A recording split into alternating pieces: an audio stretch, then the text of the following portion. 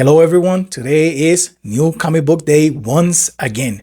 I'm happy to report that I have found a new LCS, that's local comic book store for my non-comic book readers who might be wondering. I'll be showing you guys later the store, but for now, let's talk about the comics I have on my pull list for February 21st.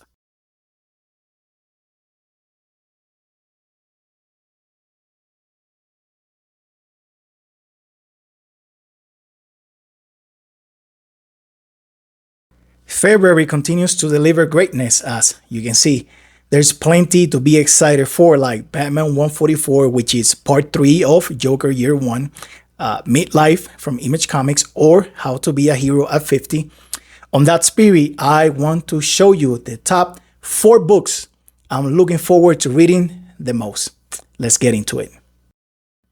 Coming in at number 1 is Spider-Woman number 4, written by Steve Foxe, pencils by Carola Borelli, colors by Arif Prianto, and letters by Joe Sabino. On issue number 3, Jessica's worst nightmare came to realization when her newest nemesis, the Green Mamba, revealed himself to be Jessica's own lost child, Jerry Drew. I didn't think Hydra could stood any lower, and they continue to prove me wrong. You know how, as a parent, you want your children to have a better life than you? How would you do anything to deflect any trauma from your children's lives? Yeah? Well, Hydra said, nah, we got tired of trying to convince Jessica to come back to us. Let's just replace that loss with her own child and carry on. Insane. I am holding all hope that Jessica will come back with retaliation of biblical proportions on Hydra and everyone else involved in this audacious offense for that matter. I want to give a shout out to the creative team here because the signs were there from the beginning that Green Mamba was Jerry Drew. I didn't see them, or maybe I just didn't want to believe it. The most obvious one was the moment when Diamond asked Viper if she had stolen Spider-Woman's child, right? Because he heard it from Spider-Woman. And Viper's reaction was this disgusting smirk and hand gesture over the Green Mamba, their giveaway, right? The second hint was in the Venom Blast. Green Mamba's Venom Blast is exactly depicted by the creative team like Spider-Woman's. It's true what they say. The devil is in the details.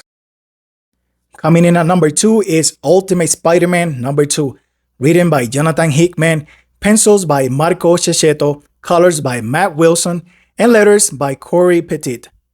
I dare to say this is the most hyped comic from Marvel at the moment. And not for nothing, but issue 1 met my expectations and then some.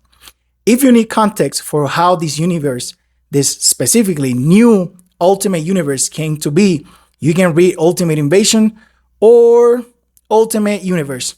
Or you can just watch it here on my channel. I took the time to break it all down so you can get caught up with it. But listen, here's the deal. This is Universe 6160. Peter Parker never got bit by the radioactive spider. His life took a different course because of that. He's now 35-ish. He's married to Mary Jane, and they have a great relationship full of support and love for each other. And they have 2 kids. It's like Hickman knows what he's doing, right? That's not all. In this universe, Ben Parker is still alive, and he works at the Daily Bugle. And get this, he's best friends with Jonah J. Jameson. When I say best friend, I mean, if you quit, I quit too, kind of friends. Finally, it's revealed that Peter was contacted by Tony Stark, aka Iron Lad, who disclosed to Peter how his life was altered by the hands of the Maker. He gave Peter the choice to find out who he was supposed to be. The choice to become the Spider-Man, if he wanted to. Peter is taken back by all this. I mean, anyone would, right? After giving it some thought and consulting with MJ, he decided to take Iron Lad on his offer and find out for himself what was stolen from him 20 years ago. At number 3, I got Wonder Woman number 6, Written by Tom King, pencils by Daniele Sampere, colors by Tomeu Morey, and letters by Clayton Cowles. On issue number 5, we saw how two opposing sides prepare for an inevitable collision. Diana met with Cassie, Dana, and Yara to discuss her wishes to fight this war by herself. Of course, all three opposed this idea, so they all challenged Diana in a contest of their own choosing. Yara was the first by way of an archery contest. For a couple of rounds, they seemed evenly matched until Diana bested Yara, so she made her swear she would not interfere. Second, it was a contest of strength with Cassie by way of arm wrestling. Of all things, Cassie must have felt confident enough to choose this contest, and for a second there, it looked like she had Diana beat. But she would not be denied. Diana dug deep, and after admiring Cassie's effort, she defeated her. Although reluctant at first, Cassie swears to stay off Diana's way as well. Lastly, the final challenge is from Dana by way of, and get this, melee video games. This was a smart choice for a contest since you don't expect the Wonder Woman to be a gamer, right? Dana, on the other hand, has all the experience in this field as stated by her. Yes, the Titans do save the world from threats like Darkseid and Luthor, just like the Justice League, but for the most part, they just play video games. Dana's words, not mine. Dana chooses Batman while Diana chooses Superman. Here's where the writer Tom King inserts his own commentary through Diana about Batman fighting Superman. And get this. You see, the fight starts and Batman, aka Dana, dominates from the beginning because, just like Bruce, she has all the prep time for this match. Superman seems flustered and clumsy when faced with tactics and planned strategies. But Diana, however, in the handful of times she's seen these two brothers fight, she wonders how would it go if they just go all out. For whatever reasons that she cannot understand, Superman always holds her back. She thinks it will be a great battle, but it will be a lesson in humility for Bruce. I mean, at the end of the day, he's just a man, and Superman is like a god.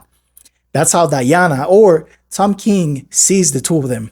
Meanwhile, Diana takes it to Dana and defeats her in the contest of a video game match of all things. Dana turned out to be a sore loser and launched her control to the screen. She tried reasoning with Diana, but once again, refusing to be denied, she made Dana swear to stay away from the upcoming war. Dana, angry and upset, swears it. So that does it for the Wonder Team. And for team, I mean Wonder Woman only. Now, for the other team, the Sovereign tasked Sergeant Steele to recruit certain individuals to join his cause. The first recruit is Giganta, who was an easy sell. The second recruit was Cersei.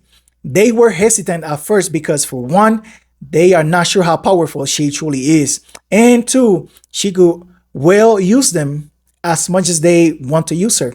Regardless, she also joined the cause. The third recruit was Dr. Psycho.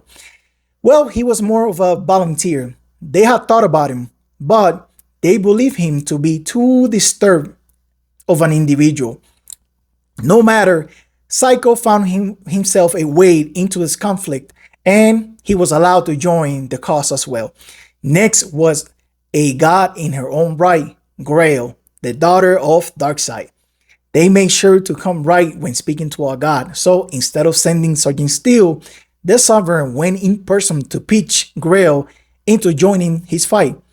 The next recruit, although an easier pitch compared to the others, the encounter with the Silver Swan was a rather unpleasant for Sergeant Steele, for she went out of her way, literally, to mess with him. The final recruit was one that was feared by the Sovereign themselves, Angelo Ben, aka the Engelman.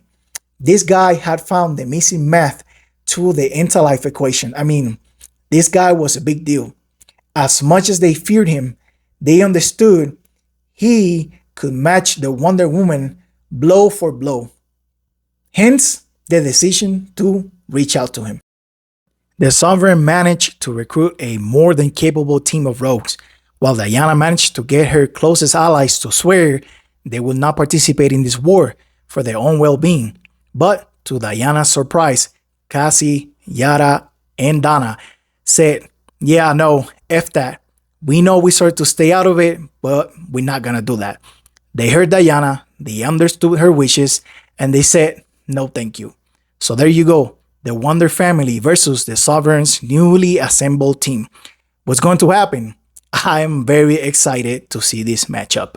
And coming in at number 4 is Catwoman number 62, written by Tini Howard, pencils by Carmine DiGiandomenico, I hope I said that right, colors by Veronica Gandini, and letters by Lucas Gattoni.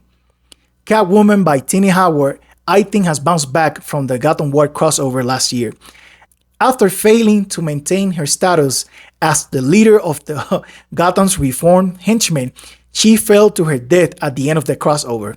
Selina is resurrected and discovers she had 9 lives, which manifested with 9 scars in her back, with the 1 scar in the bottom inked in, representing the life she already lost.